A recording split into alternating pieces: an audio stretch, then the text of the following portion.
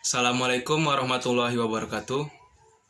Nama saya Zaran Zarahman dengan NIM 501200496 dari kelas 1E. Saya akan menjelaskan materi tentang paragraf. Pengertian paragraf.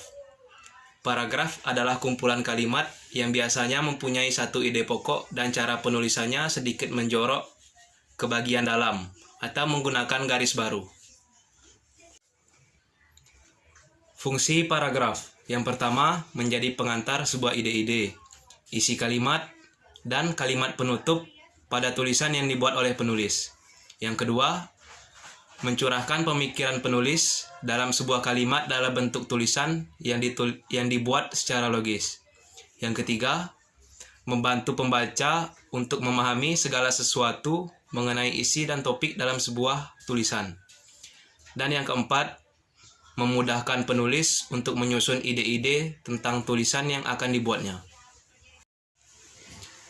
Jenis paragraf berdasarkan isinya terbagi menjadi 5, yaitu paragraf eksposisi, paragraf deskripsi, paragraf persuasi, paragraf argumentasi, dan paragraf narasi.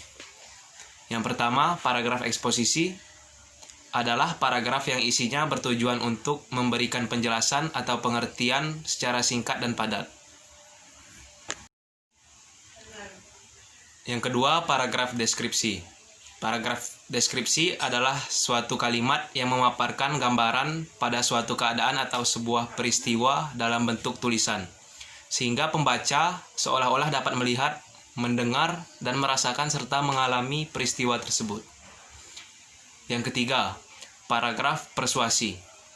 Paragraf ini adalah paragraf yang dimana isinya dapat mempengaruhi atau membujuk pembaca untuk tertarik dengan gagasan atau ajakan yang dibuat. Yang keempat, paragraf argumentasi. Paragraf argumentasi adalah suatu paragraf yang dimana isinya dapat meyakinkan pembaca sehingga memperoleh dan menerima gagasan dalam sebuah karya tulis oleh penulis.